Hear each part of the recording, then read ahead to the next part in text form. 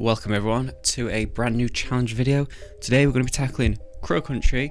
We're going all thrills, no kills. That's right, this is can you beat Crow Country while still being a pacifist? But what does pacifism mean in this context? Well, we're going to be following 3 strict rules. Rule number 1, absolutely no enemy can be killed during the run, no exceptions. Rule number 2, we need to save as many characters as possible. If the character can be saved, they must be saved. And rule number 3, guns are allowed. That is because they're actually required and we'll be using them to solve some puzzles throughout the game. Can we beat Crow Country without killing anyone? Will we be able to save all our friends? There's only one way to find out. Let's just jump straight into the game. Alrighty, welcome. So this is Crow Country Pacifist. Essentially the aim of the game is to just get through the game and not kill anyone really. It's kind of going to be that simple. So first things first, we're going to be using the gun just because there's some puzzles we kind of can't do without the gun. And also, we're doing like super fast risky stuff in this. Essentially the aim of the game is just to save everyone we can and not kill anyone. So I'm going to be picking up a lot of safety stuff on the way. So for example, these trash cans, they're pretty good at giving you what you need. And as we start the game, we don't have any meds. We will be needing meds in order to save the other civilians that we encounter. So it's just a really good idea to get ourselves a lot of the meds early game. And that means when we save people like Mr. Man over here, we can do so without having to backtrack and pick up any other resources. Crow Country is a fantastic survival horror game released in 2024.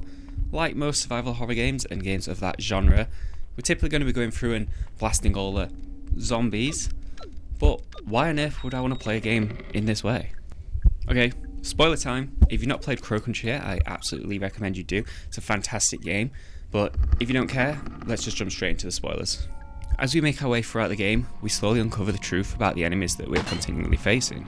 These creatures, what are they? Where do they come from?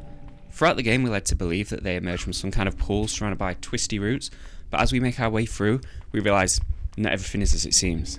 So it turns out what we thought was just a pool of monstrous origins is a pool from the future sent to warn humanity about its impending doom in 2106. 2106, that number appears throughout the game as a chilling reminder of what's to come. So here's the kicker, why are these monsters coming through the portal as monsters instead of, well, actual humans? Well, that's because Edward Crow, our antagonist, has selfishly been harvesting the portal's resources for profit. And with every extraction, the portal grows ever more stable, creating the creatures we see in this twisted game. So, as it turns out, these monsters aren't really monsters, they're just people, twisted by the portal that they go through, trying to warn us of humanity's impending doom. And that's exactly why we won't be trying to kill them. We're going to be picking up the gasoline whilst we're here. That item's going to come in kind of useful later on. So we're just going to get it on the way so there's no backtracking. And then this is our first almost like mandatory enemy. Obviously we don't have to kill him, otherwise, you know, we wouldn't be able to do this. So we're just going to lure him away because we need to get back to behind his spawn, which is going to allow us to open the gate. Yeah, we'll pick up some ammo on the way. Like I said, we will be needing it for some puzzles and stuff later on. It doesn't hurt to get. And just in this room here, we're going to get another portion of gasoline. I believe we should only be needing 2, maybe 3, so we're kind of in a good position right now. Some of these items have like fixed spawns, so for example, both gasoline canisters, they're always going to be there, which is nice, so that if you wanted to do this yourself, now you know where the gasoline is. So this is Julie. She's going to be our first NPC interaction that is almost meaningful. Obviously we met Arthur and we rescued him to the car. We won't really see him for the rest of the game. He kind of just chills there. Julie, on the other hand, is a kind of a huge character. We'll see her lots throughout the playthrough. She's also very cool. One thing to note, always make sure to talk to Julie again. Because if you don't, she'll stay here and you might miss out on something later. You might have to backtrack. So yeah, we're always going to speak to her. Never forget, speak to Julie. I've got it written down on my phone right in front of me. Don't forget, speak to Julie. Another really important reason for wanting to pick up handgun ammo is things like trash cans or canisters that you have to break. They will drop anything you have a low quantity of. So for example, if we have low handgun ammo, it might feel inclined to give us handgun ammo. If we just pick up the handgun ammo, we're more likely to get things like heals, which are obviously more useful when you're playing as a pacifist. Okay, so kind of normally if you were doing like a speed run, you probably wouldn't come back here. But this is where our second survivor is going to be. And we're going to need to pick up an antidote because they're feeling a bit sick. They're not damaged, but they are poisoned. So antidote, just like in many classic horror games, is going to be great to heal them. And like I said, this is why we were picking up the pistol ammo. There was always a chance in one of those lockers to get more ammo, and we really needed the antidote there. I didn't want to go running around trying to find it, so I think the best strat is just to pick up what you don't need so that you're more likely to see the stuff you do need. Does that make sense? So yeah, we're just going to try and get some more antidotes and medkits because there's a good chance we're going to be taking quite a lot of damage as we progress because we're defenseless. Okay, so we just picked up a grenade. I'm just going to say don't worry about it, okay? Going through this part of the map is kind of suboptimal. You never really have to go through this door that we just opened, but I'm doing it because there's a kind of cool thing I'd like to show. If we return to the center square whilst following this route, there'll be another NPC loaded in there, and if you don't talk to them, they'll stay loaded in that zone until we get to the end of the game. And what's good is if the NPC is in the zone, enemies can't spawn there, so it's going to make things easier for us. And it just means there'll be less enemies to dodge and less potential to mess up. This house here is one of the reasons we need the gasoline. Gasoline serves two purposes. We can load it into a flamethrower that we'll be collecting later on, but also you need it to get this next key item by refilling this fuel tank.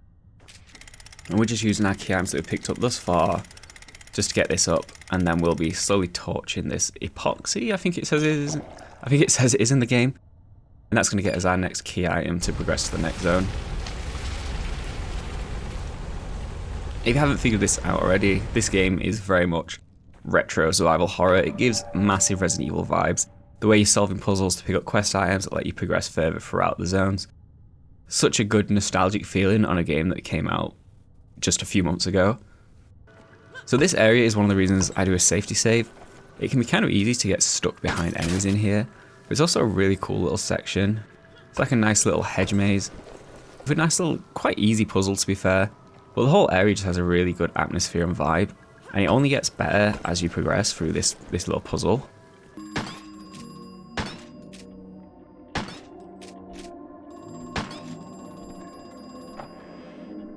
Okay, this is a cool little puzzle.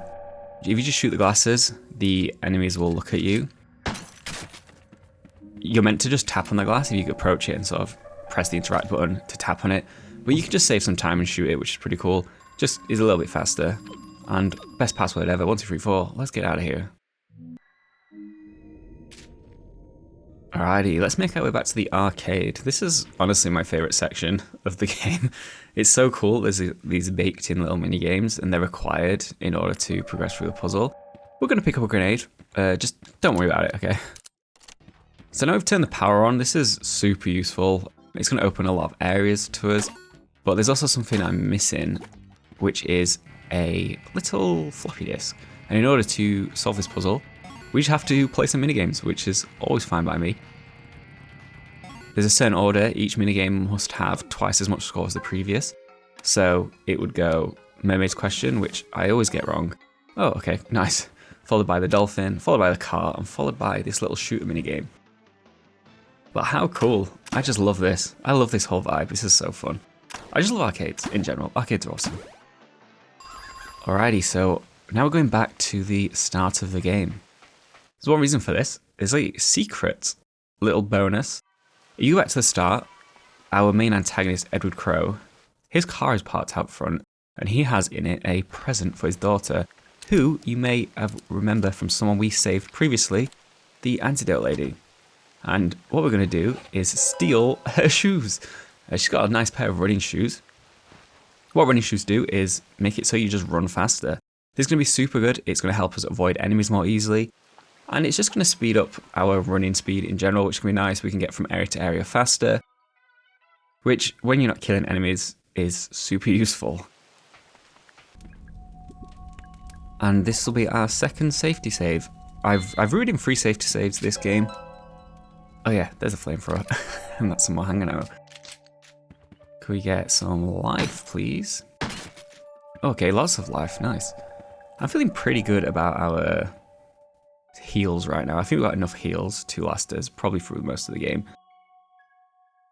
All the game, if we were good, definitely, but I'm not good, so we'll see. More ammo. 2106. You may have noticed that is written everywhere throughout the game, and it's a great little mystery to solve if you're playing through casually. Okay, that, no lie, that chair spin legit spooked me. It gave me a little jump scare playing casually. As is tradition, if you've ever speedrun a survival horror game, you know the run is not about learning the puzzles, because all the puzzles are predetermined. It just becomes routine and how you avoid and or manage enemies, which is pretty fun. It's a nice little challenge in and of itself. I love that it's an option available to us as we play through the game. Alrighty, down in the deep, dark underground. Here we're going to come up with probably what is our first major obstacle. So, if you play through this game casually, you will know that the only way to leave this room is to kill this enemy when he drops the passcode. However, we've seen into the future and we already know that the passcode is 2663, which is going to allow us to skip that enemy entirely. That is just one of a few problem enemies we're going to be encountering through this game, where I would consider them roadblocks and potentially run killers, if you don't know how to solve them.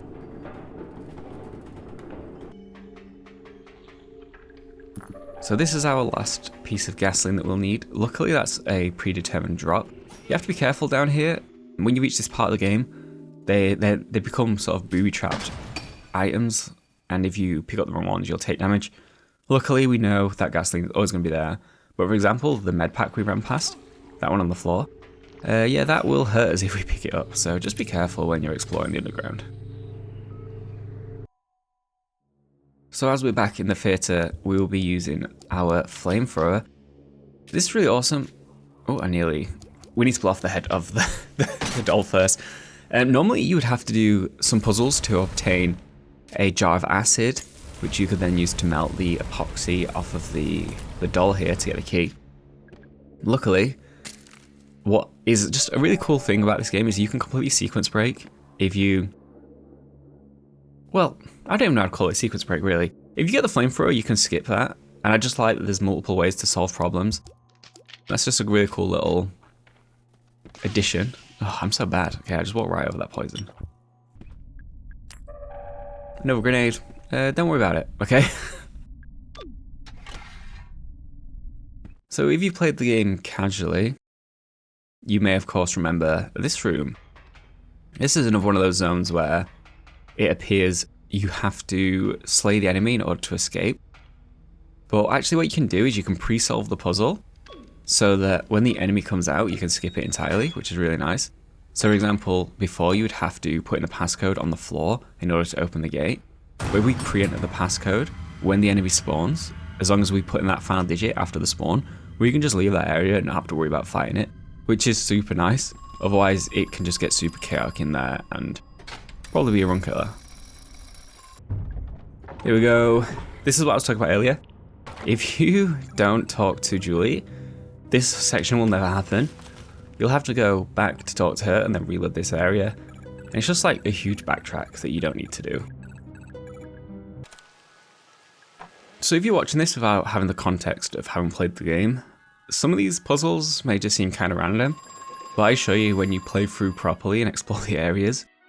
The way you solve stuff, it makes so much more sense. It can kind of be a bit of an incoherent mess if you're just watching me solve random puzzles and not know what they do or what they cause. So for example, the last zone, we turned off the gas. That was preventing us from going in that door.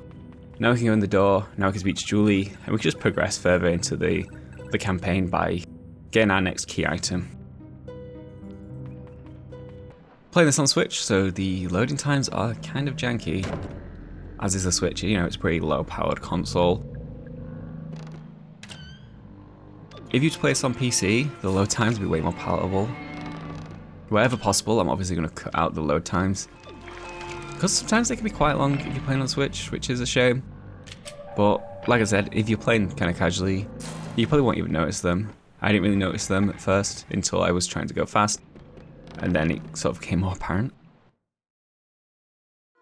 Another cool thing you can do, which I sometimes do coming outdoors, which is a nice little quality of life technique, is if you immediately aim your gun when coming out of a door, your camera will flip around and you'll be facing the direction you need to go. Not true for all doors, but some doors it's super useful. For example, like now, we wouldn't need to do that. And we're just going to keep running. Run. Now we need to head to Route Tuesday. This is going to be our next puzzle, and probably our final little puzzle down here, because we're getting ever so close to the end of the game. We just picked up a battery, and now we need to charge it. Best way to do it, just electrocute the fuck out of it, am I right? Okay. Alright, so I'm going to go out on a limb and say I didn't kill that guy. He killed himself, and I'm not responsible if an enemy wants to walk into an electric beam and kill themselves. That's nothing to do with me. I'm not counting it. Deal with it. So we're going to be heading back to the final room. This is going to be the last time we go in the room. And unfortunately, there's not going to be a police officer there. The police officer has served as well, and he's not going to spawn any more enemies, which is very nice. So that's cool. We actually only encountered one enemy in this middle section, which was really nice. If you played this game before, you know that this middle area can get super hectic. So I'm kind of happy with that little strat I figured out. It's pretty nice and very useful. So everything we've done is to this point. This crow that's been chilling in the center of the game, it's been blocking our path to the exit this whole time. And we finally managed to get all the parts we need to move it. Needed a battery in order to get the battery. We had to do all this other stuff. It's very classic, you know, Resident Evil, very classic survival horror. We love to see it. This room is an absolute nightmare the first time you play. There are so many enemies in here. It's so easy just to get pinned down. Luckily, we've got the speedy boots on, so we know we can just run past them without any hassle. And there he is, our little cop friend. I'm sorry you had to go this way. You really are the best of us. And this is, I guess, you would probably be like the final puzzle.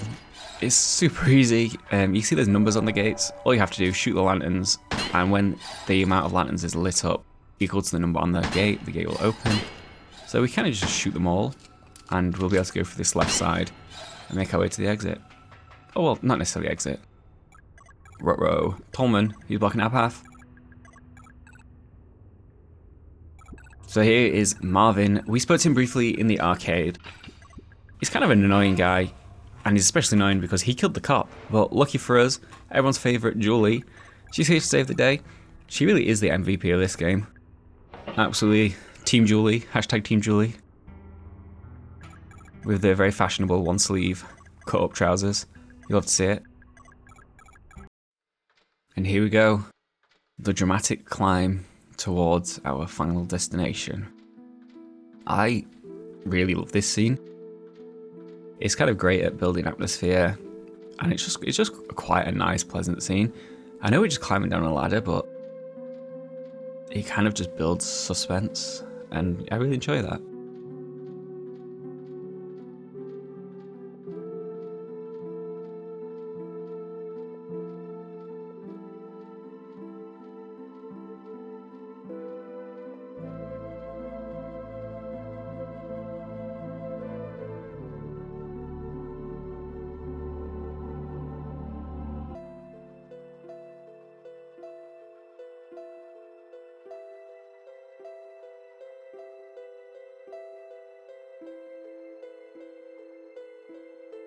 Awesome.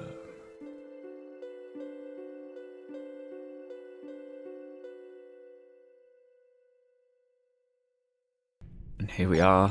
This is it. The climax, really, the finale of the game. We've got some little test tubes here. What are they? Where'd they come from? Well, if we trade in all our key items, we can really enter this last portion. And effectively, what they are cures. So every person we encounter throughout the game who has, tackled with the enemy, they effectively become infected. And our lovely enemy nemesis here, Edward Crow, he has spent his years, his last remaining years anyway, making us a lovely potion, a cure for our infection. As you can see, he's kind of messed up his body. You can see what the infection does to him. But now we can hope that this doesn't happen to us, and hopefully the cure works. And we just got some more story here. I'm just gonna skip through this. We don't need to read it. No, it's not a let's play.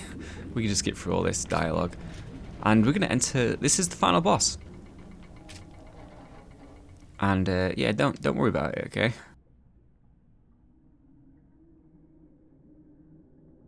Casually, this thing is kind of a nightmare. It's not really mega hard, but yeah, we've been picking up grenades throughout the run. I've been saying don't worry about it, and that's because we're gonna have to face Edward Crow. Whoa, hold up. Did we just kill Edward Crow? I thought this was supposed to be a pacifist run, where no murder was allowed. Well, yes we did, but let's slow things down a little bit and take a look at some more lore. I know we've been speeding through this challenge, so let me fill you in. You know how Edward Crow is meant to be the big bad guy, the ultimate villain? Well, things are a little more complicated than we may assume them to be. You see, anyone who comes into contact with the infected will soon get infected themselves and shortly die. That includes our protagonist, and yes, even Edward Crow. But you see, here's the twist. Crow has been spending the rest of his life carefully working on a cure that he selflessly gives not just to us, but to the people we've saved along our journey. In return, Crow asks for just one favour from us, and that's to kill him as soon as he re-emerges from the pool. So maybe Crow isn't the enemy we once thought he was, and perhaps after saving all our lives, we could even consider him to be an ally. Now, if we take that into account, we actually haven't broken our first rule. Edward Crow isn't an enemy, and we didn't harm him, we simply just put him out of his suffering. And let's be real, you literally can't beat the game without killing him, so yeah, that happened. Just wanted to quickly thank you for sticking it around through the entire challenge. Crow Country is honestly one of my favourite games of 2024.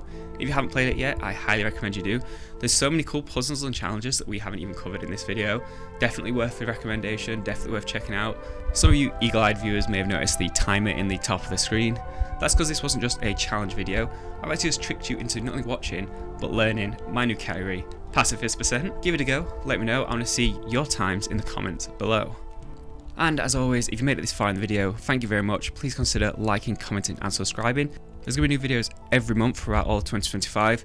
So if you like what you see, stick around and hopefully I'll see you in the next video. Bye.